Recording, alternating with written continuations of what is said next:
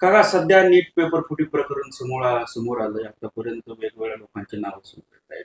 पण सामान्य विद्यार्थ्यांना कुठेतरी याचा आर्थिक भार सोसावा लागतो, शारीरिक भार देखील सोसावा लागते. तर अनेकांनी आत्महत्या केल्या. या सगळ्या सिस्टीमकडे कसं बघता हो?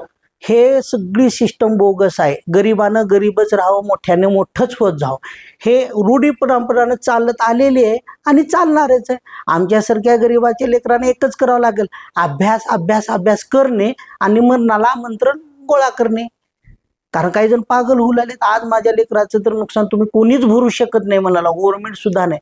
फक्त याचं एकमेव कारण म्हणजे तुमच्या या गलत कारभारामुळं हे माझ्या लेकराचं नुकसान आहे. मी आज गव्हर्नमेंटला ज्या विचारू शकतो, मला मी म्हणू शकतो की तुमच्यामुळे आहे. मी एकमेव त्याच्यामुळं म्हणतो.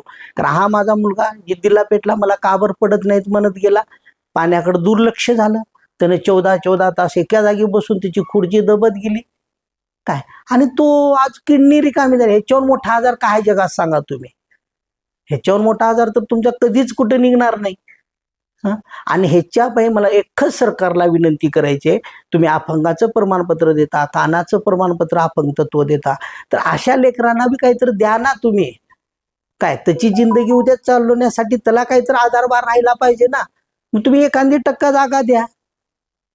पण तो तुमच्या नेटच्या कारभारामुळे झालेला आहे. ते तर सिद्ध आहे. 3 वर्ष झालं फुटलाय. ते तर तुम्हाला सगळ्यांनाच माहित आहे. काय मी एकटा म्हणत नाहीये. तर मुलगा कमी पाणी प्यायचा, काय कारण होतं कमी पाणी? अभ्यास, फक्त ध्यास ध्यास ध्यास ध्यास, दुसरं काय ह्याच्या मागे?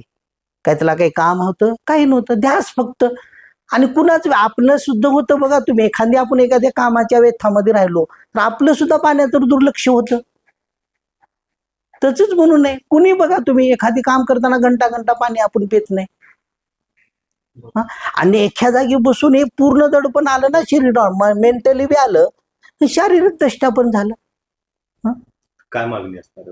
आमची एकच मागणी आहे की हा आता माझा मुलगा तर आद्धू झालेला आहे, तुम्ही आद्धूचं प्रमाणपत्र देता तसं माझ्या मुलाचं कोणतं प्रमाणपत्र द्यावे, त्याच्या पायी जिंदगीची काहीतरी सोय करावी. काय एवढंच मागणं आहे.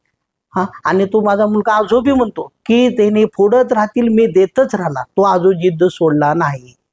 त्याचं 5 जानेवारीला ऑपरेशन होऊन सुद्धा 2 महिन्यात तो सेंटरला पेपर द्यायला गेला आणि त्यानं वर्षभर पुस्तक सुद्धा पलटून पाहिलं नाही.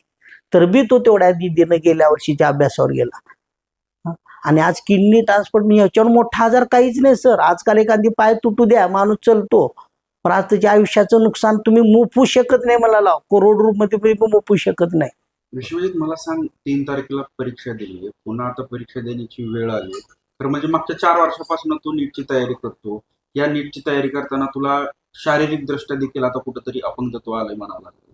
या सगळ्या घटनाकडे मोठीकडे कसं बघतो? त्याच्याकडे काय, आता करणारे लोक करत राहणार. आता आपण फक्त भोगायचंच काम राहिलं याच्यामध्ये. आपल्या हातात फक्त कष्ट करणंच आहे ना. बाकीचे लोक, त्यांच्याकडे आहे पावर, ज्याच्याकडे आहे पैसा, ते निघून जातील पुढे. मी फक्त एवढंच म्हणेन की माझं जे ध्येय मी ठरवलंय, मी त्याला पूर्णच करून राहणार. काही हो, मग ते पेपर फोडतील, ते काही करतील, पण मी माझं ध्येय पूर्णच करणार. किती वर्षापासून नीटची तयारी करत होता? मी 4 वर्ष, 12वी धरून मी 4 वर्षापासून करतोय. पण 3दा पण पेपर फुटला माझा. रिपीटर्समध्ये फुटला, सेकंड रिपीटमध्ये, आणि आता 3rd तर हे माझं आजारामध्येच गेलं. आणि यावेळेस पण पेपर फुटला. आता डबल 21 तारखेला पेपर देतात, त्याची पण आता गॅरंटी नाही, ते पण पेपर फेअर होईल का नाही. काय करावं? आणि हेच की आता हा जो आजार आहे, आता या आजारात जास्त काम करू शकत नाही, जास्त वेळ बसू शकत नाही. मग हे प्रकारे अपंगत्वामध्येच मोजलं जावं असं माझी विनंती आहे सरकारला. याचं काहीतरी सर्टिफिकेट द्यावं, किंवा मग ज्यांना असे सिरियस आजार आहेत, मीच म्हणून नाही, दुसऱ्यांना पण कुणाला असे काही सिरियस आजार असतील लाईफ लॉंग, तर त्यांनाही काहीतरी एखादी सीट कुठल्या कॉलेजमध्ये असावी, किंवा त्यांच्यासाठी काही फीस कमी करावी, हे माझं म्हणणं आहे.